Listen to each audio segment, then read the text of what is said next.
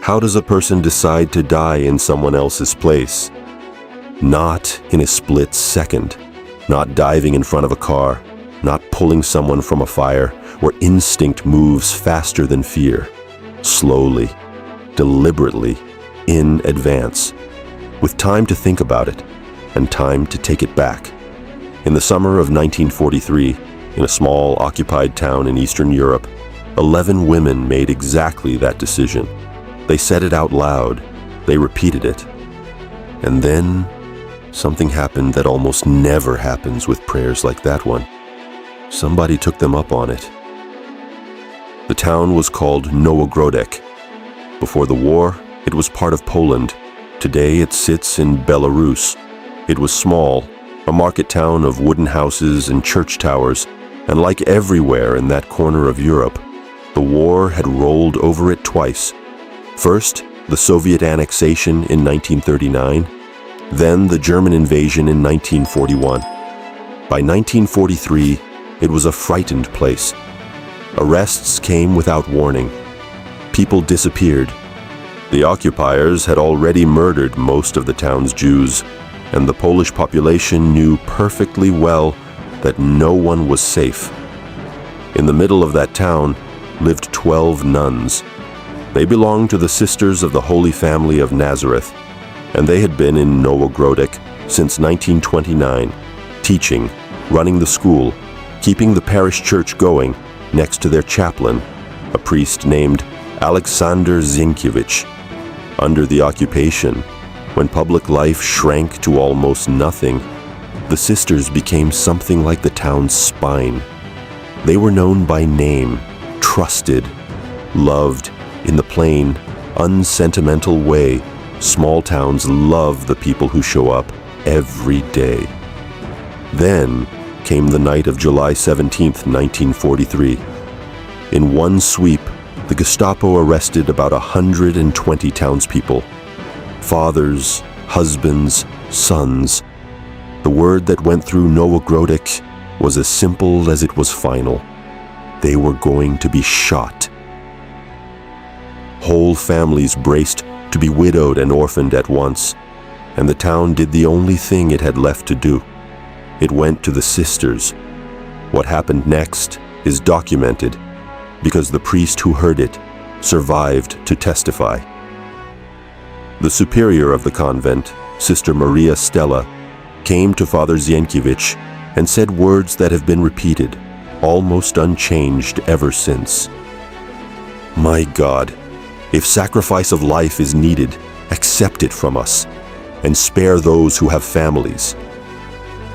11 women, none of them with husbands or children waiting at home, offering themselves deliberately by name in exchange for the men who had both. It was not a figure of speech. They meant it as a transaction. And here is where this story stops behaving the way stories are supposed to.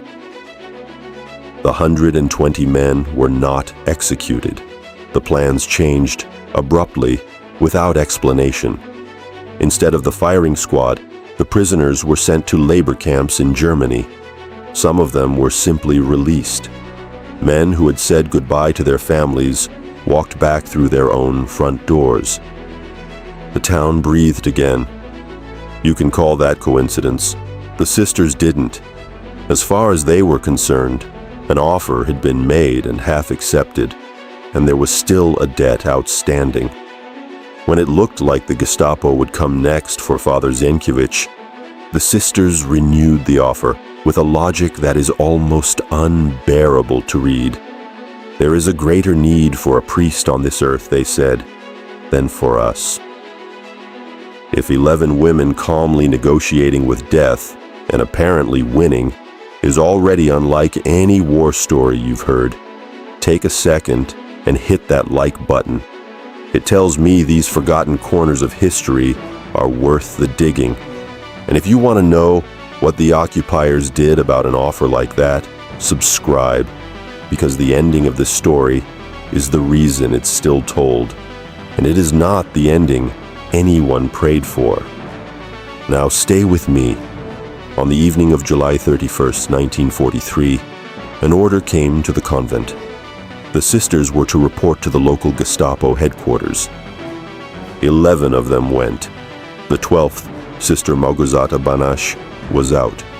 The accounts say she had been asked to stay and mind things in her work clothes, and so she was not with them.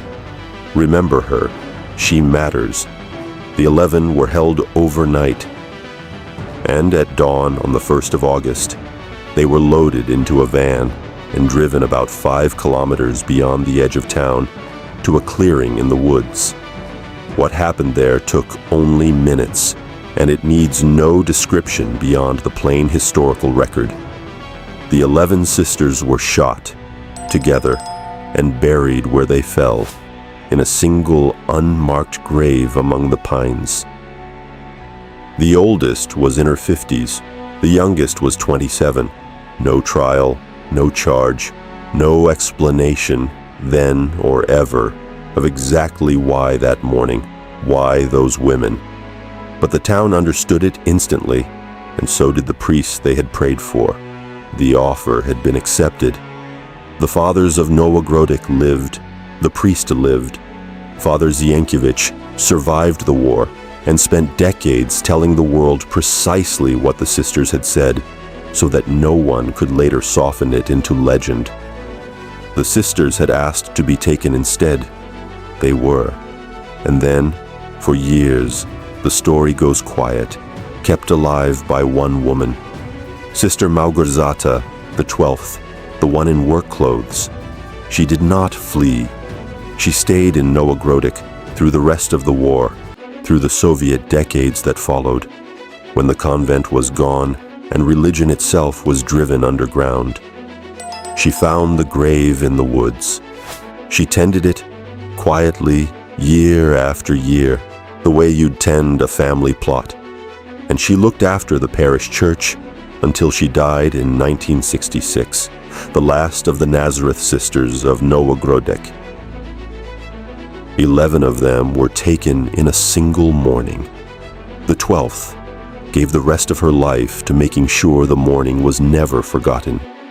It worked. The remains were later moved to rest by the parish church the sisters had served. The testimony was gathered, examined, and weighed for decades. And on the 5th of March, in the year 2000, Pope John Paul II, a man who had lived through that same occupation himself, declared the 11 sisters of Nowogrodek blessed, martyrs of the Church, one step from sainthood. Their feast day is the 1st of August, the day of the clearing in the woods.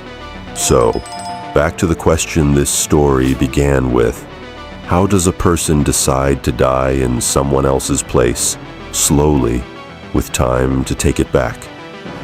History's honest answer is, we don't know. We only know that it can be done, because in one small town, in the worst summer of the 20th century, 11 women did it, and every family they traded themselves for went on living. The debt was real. They paid it without being asked twice. If you want more stories like this one, real, forgotten, hidden in the details the official version leaves out, watch the video already coming up on your screen right now. Here on It Sounds Like Fiction, but it's history, there's always one more secret waiting.